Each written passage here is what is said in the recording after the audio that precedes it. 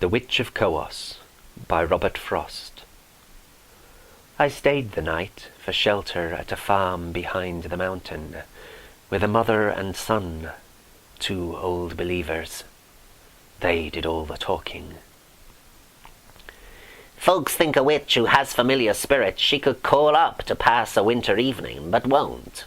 Should be burned at the stake or something. Summoning spirits isn't button, who's got the button, I would have them know. Mother can make a common table rear and kick with 2 legs like an army mule. And when I've done it, what good have I done? Rather than tip a table for you, let me tell you what Raoul the Sioux Control once told me. He said the dead had souls. But when I asked him how could that be, I thought the dead were souls. He broke my trance. Don't that make you suspicious that there's something the dead are keeping back? Yes, there's something the dead are keeping back. You wouldn't want to tell him what we have up attic, Mother. Bones. A skeleton. But the headboard of Mother's bed is pushed against the attic door. The door is nailed. It's harmless. Mother hears it in the night, halting perplexed behind the barrier of door and headboard. Where it wants to get is back into the cellar where it came from. We'll never let them, will we, son? We'll never. It left the cellar 40 years ago and carried itself like a pile of dishes up one flight from the cellar to the kitchen, another from the kitchen to the bedroom, another from the bedroom to the attic, right past both Father and Mother, and neither stopped it. Father had gone upstairs. Mother was downstairs. I was a baby. I don't know where I was. The only fault my husband found with me, I went to sleep before I went to bed. Especially in winter, when the bed might just as well be ice and the clothes snow. The night the bones came up the cellar stairs, Toffel had gone to bed alone and left me, but left an open door to cool the room off so as to sort of turn me out of it. I was just coming to myself enough to wonder where the cold was coming from when I heard Toffel upstairs in the bedroom, and thought I heard him downstairs in the cellar. The board we had laid down to walk dry shod on when there was water in the cellar in spring struck the hard cellar bottom. And then someone began the stairs, 2 footsteps for each step, the way a man with 1 leg and a crutch or a little child comes up. It wasn't Toffel. It wasn't anyone who could be there. The bulkhead double doors were double locked and swollen tight and buried under snow. The cellar windows were banked up with sawdust and swollen tight and buried under snow. It was the bones. I knew them, and good reason. My first impulse was to get to the knob and hold the door. But the bones didn't try the door. They halted helpless in the landing, waiting for things to happen in their favor. The faintest restless rustling ran all through them. I never could have done the things I did if the wish hadn't been too strong in me to see how they were mounted for this walk. I had a vision of them put together not like a man, but like a chandelier.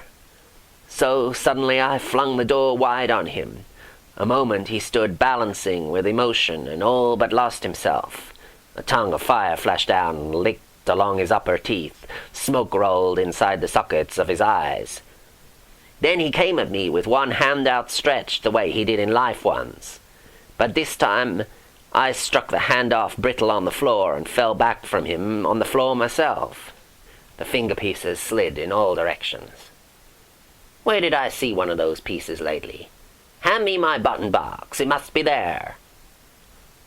I sat up on the floor and shouted, Toffel, it's coming up to you.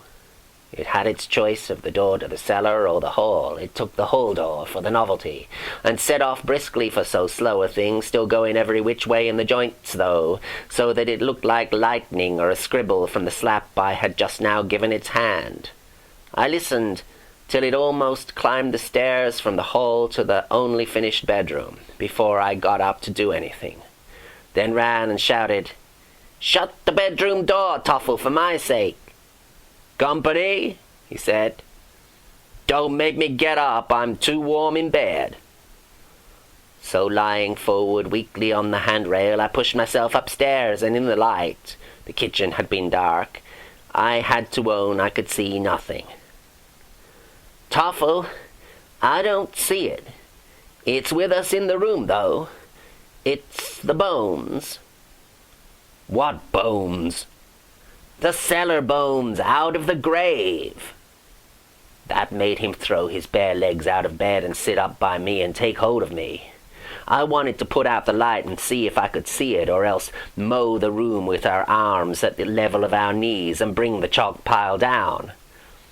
I'll tell you what, it's looking for another door to try. The uncommonly deep snow has made him think of his old song, The Wild Colonial Boy. He always used to sing along the tote road. He's after an open door to get outdoors. Let's trap him with an open door up attic. Toffle agreed to that. And sure enough, almost the moment he was given an opening, the steps began to climb the attic stairs. I heard them. Toffle didn't seem to hear them. "Quick!" I slammed to the door and held the knob. "Toffle, get nails!" I made him nail the door shut and push the headboard of the bed against it. Then we asked, was there anything up attic that we'd ever want again? The attic was less to us than the cellar. If the bones liked the attic, let them have it. Let them stay in the attic. When they sometimes come down the stairs at night and stand perplexed behind the door and headboard of the bed, brushing their chalky skull with chalky fingers, with sounds like the dry rattling of a shutter, that's what I'd sit up in the dark to say, to no one any more since Toffle died.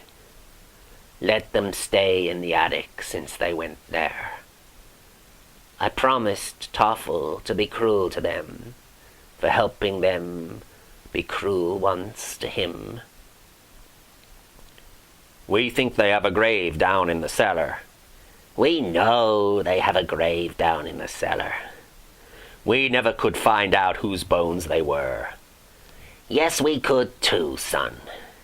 Tell the truth for once. They were a man's his father killed for me. I mean, a man he killed instead of me. The least I could do was to help dig their grave. We were about it one night in the cellar. Son knows the story, but was not for him to tell the truth. Suppose the time had come. Son looked surprised to see me end a lie we'd kept up all these years between ourselves so as to have it ready for outsiders. But tonight I don't care enough to lie. I don't remember why I ever cared.